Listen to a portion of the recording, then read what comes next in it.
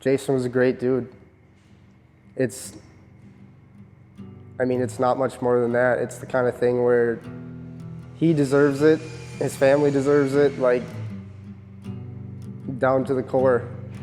You should reward that kind of person, and he definitely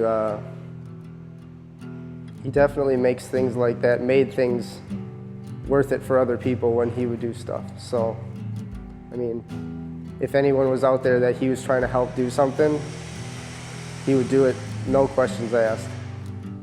Even if he were still around, I can't really think of much of a better person that would deserve this from us.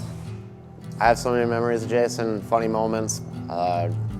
Both in and outside of working here. But he had a very distinct laugh, and he would make a snide remark, and he would make one back, and he'd always do that like.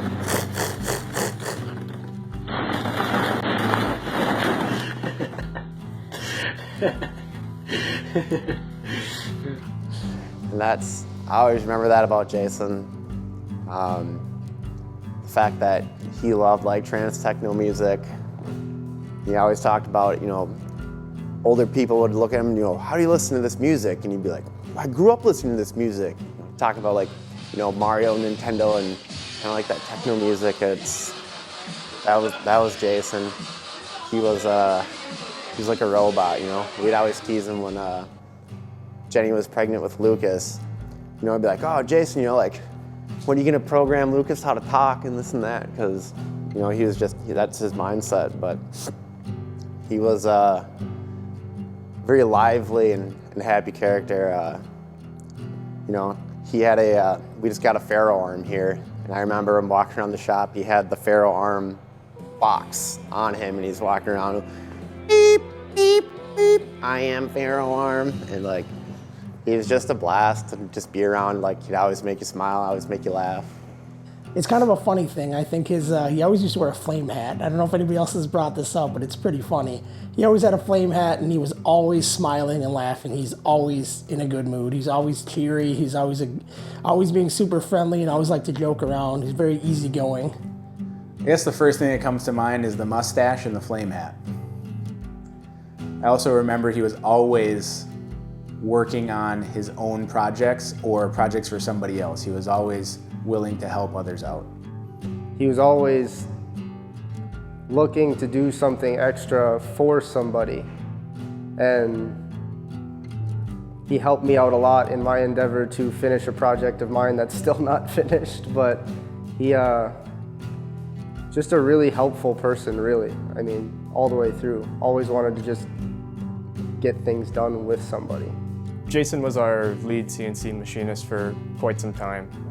He designed all of the first billet intercooler end tanks, our EcoBoost billet intercooler.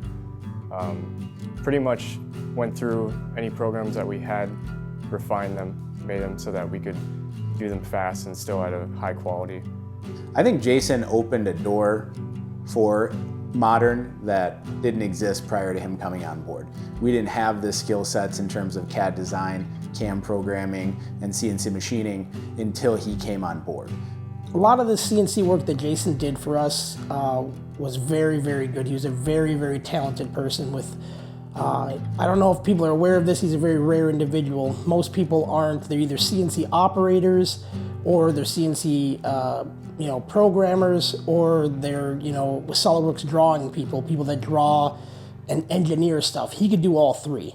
He could draw it, engineer it, he could program it, and he could make the tooling, and then he could make final products. So it was a very rare individual to be able to do all of those and have skills, really high levels of skills in all of those. Really, the billet end tanks, that was huge.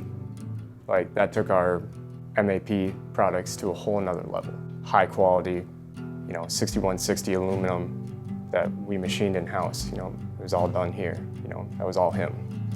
Absolutely, Jason was a car guy. Everything he did every day would be one next step to build something on his car, or to make it better, or to make something his own unique thing for his car. He's always talking about it, always passionate about it.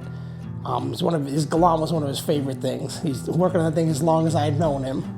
Jason's car hasn't ran for a long time, and this thing is gonna be like, it's gonna be a sweet street car.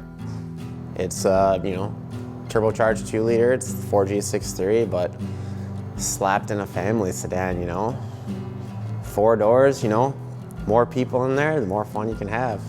Especially now Jason's got 2 kids, he's gotta have the 4 doors, he's got 2 baby seats in the back. And then basically had all the fancy billet things on it he possibly could put on there, and he wanted it to be his own. He made his own custom turbo kit, his own billet intake manifold, his own billet intake intercooler. Everything was very to his way of doing it. Rear-mounted power steering, so he could clear his turbo kit. There's a lot of very unique things in this car that he had already started on. We're building this car for Jason, hence the name Dreams to Reality. He's not going to be able to drive this, but we're going to build it up to his standards so that his family can go out and enjoy it and remember him through the car. The Dreams to Reality program was initially intended to include an application process where we would kind of review deserving nominated parties to see who would be the best fit for the project.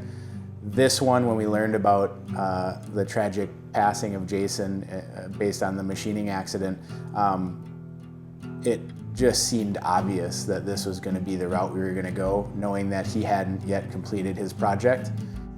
Every single car guy, has dreams, about, what they want to do to their car, and whether those dreams are fulfilled or not is, up to them. But, Chris and the MAP guys here are definitely making that a reality. And, for this case, Jason's not here to finish it, so, we can do it in honor of his memory. And then Jeni, her and Lucas and the little baby can, enjoy it for lifetimes to come.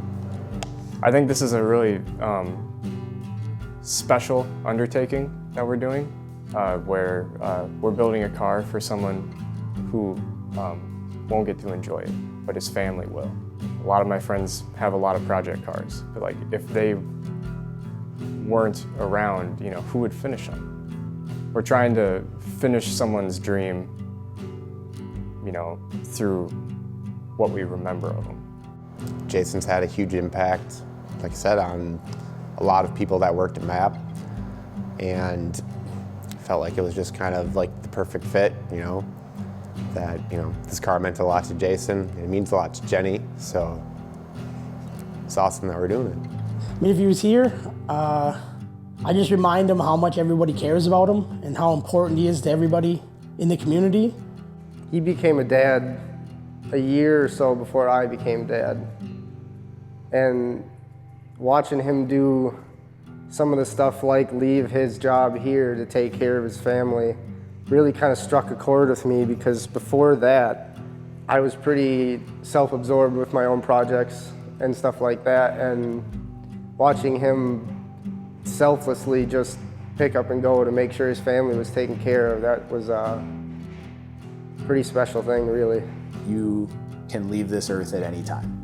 And this is another scenario, a tragic scenario, that just further reminded me that anything can happen and we need to live our best lives each and every day.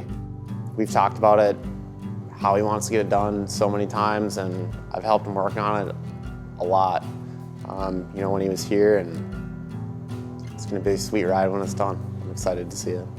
I want to see it make what he wanted it to make. I want to see it do the things he wanted it to do, and that'll be a really fulfilling project for me and everybody else involved, really. Honestly, if you were here now, after we went out and ripped in your car when it was all done, probably sit back and have a grain belt and listen to some Zomboy and just reminisce about the times that, we had together and make some new ones, so. It's really hard to see somebody like that, somebody that you had a relationship with, just get taken away, Didn't get any chances to do anything that he really wanted to do because he was taking care of everybody else all the time. I miss him. after this is done, like, this is gonna be Jason. Like, this car will be Jason.